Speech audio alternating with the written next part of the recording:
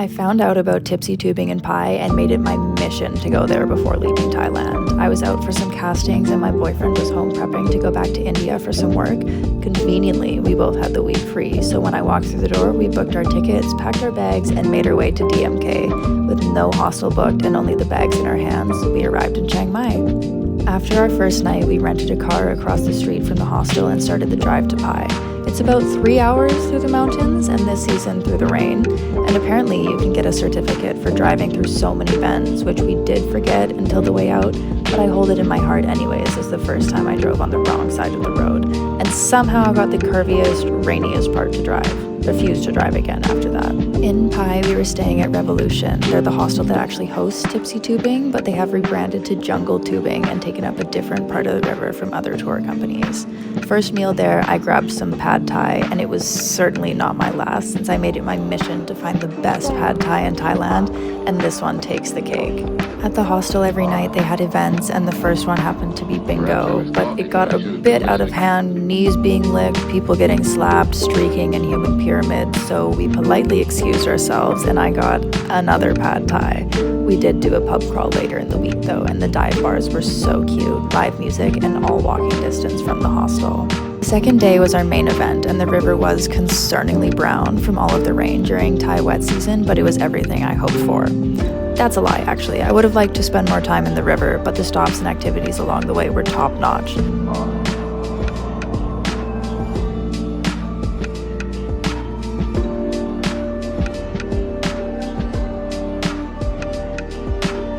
First was a foam party with buckets and a slide to get back into the river.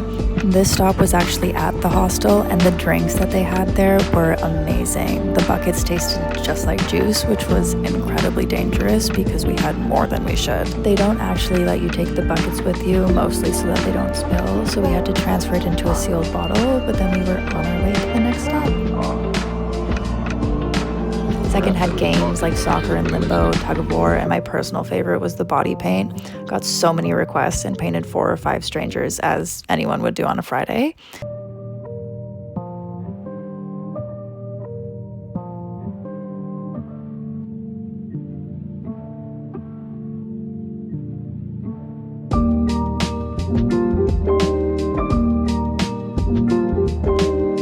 And the third was our last stop, biggest party yet. So big I managed to lose my sunglasses, again, and I will probably never stop talking about it. We left back to our hostel after a few hours and decided to stop for a pizza across the road. I took such a big nap after eating that I missed the bonfire event and the after party, which was just sad, so I coped with yet another pad thai. We got a really nice brunch the morning after, and I decided to go for my first Thai massage. I had no idea I could be stretched like that, and my back never felt more limber. We actually liked it so much we went to another place for our feet. In the evening, we went to a bamboo bridge and frolicked around for a little while, stumbled upon my favorite cafe ever, with swings and nets to lay in and tables where you can eat on the ground, and the family that owned it was so cute, so sweet. I do have to say though, their pad thai was my least favorite, too much spring onion for my taste. We left from Pai to Chiang Mai on the 4th day of our trip, and on the way out we had to stop at Ta Pai Hot Springs, and I'm so glad we did. It felt like we had entered a fairy woodland with little bridges and pools, and the atmosphere was so relaxing. The top pool got up to 80 degrees Celsius, which you obviously couldn't bathe in, but some little kids were making ramen, and went down in temperature from there. They had a cold pool as well for a reset, which was much needed after the head rush from getting out of the springs.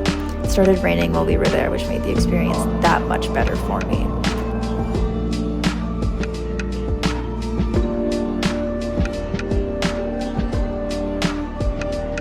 Back in Chiang Mai, we checked into our hostel and headed over to the night market for another pad thai, and in the evening we went out for a pub crawl and made some great new friends.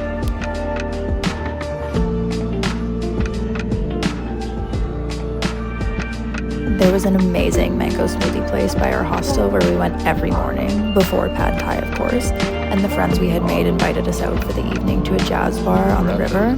It had indoor and outdoor areas, and after midnight everyone shifted upstairs for a more intimate experience, but boy did it get cozy.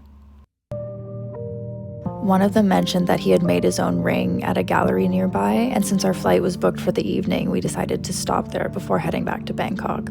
You could choose from gold or silver, bracelets, rings, or charms, and then stamp designs with a hammer and peg into the metals. I thought we'd be able to shape and polish it as well for the whole experience, but to be fair, this particular gallery was quite busy, and I think it would be far too difficult to explain the process safely for every customer.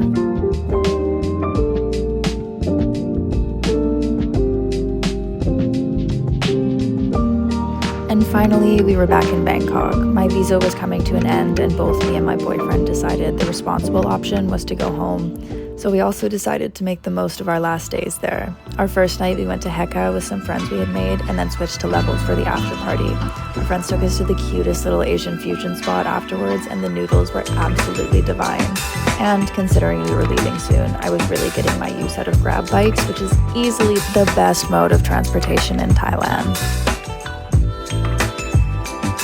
The next day we went back to the vintage market, and I'm happy to say it was a very successful shopping day where we got more pad thai, obviously, and got ready for a night at Apartment 101 and Abundance.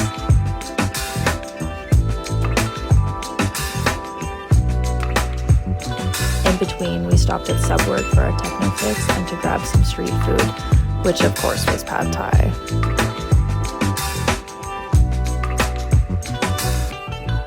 My last casting was the morning after, and it happened to be for some good friends of mine, a production house in India. I did not end up getting the job, but I did get my fair share of vodka sprites at Vela that night. Our friends came back to our apartment after for a farewell, and unfortunately, but hilariously, I ended up feeling quite sick and kicked everyone out after about 20 minutes. My boyfriend left a few days before me, so on his last night we decided to do a date night and accidentally found ourselves at a Michelin star restaurant in the sky. We were out of our depth, to say the least, but thankfully the waitstaff explained how to eat all of our dishes. It had been pouring rain all day, but we really made the most of it, and it'll easily be remembered as my favorite dinner experience.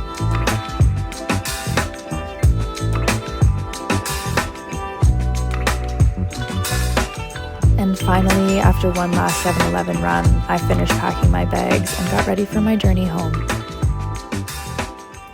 It's currently midnight on June 5th, and I am flying home today. So sad. It's hard to leave. I left in September of 2024, so I've been gone quite a while, and I'm excited and nervous to go back and see how much has changed. Be at least 4 or 5 months at home this time. I was supposed to travel longer. I wanted to go to Vietnam. Thailand was amazing in so many ways. The people were so friendly, the locals and even the tourists. I made more friends here more easily than I have any other place that I've been, so it's really hard to say goodbye to them as well. I didn't work in Thailand like I thought I would. I did a shoot for a makeup school, and I was supposed to have another one, but I actually got sick, so I had to cancel that. And I shot with some friends for a villa, but otherwise all of the castings unfortunately turned up with nothing.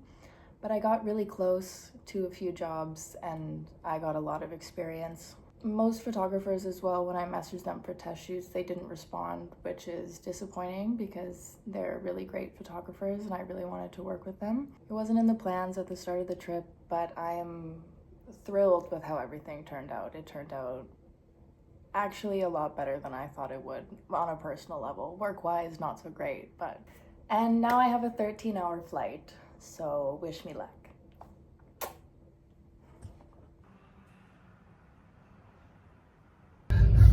Scared for my life right now. How does it look? So good. Good? Yeah. So like sweet, so he an Oh, you put it in?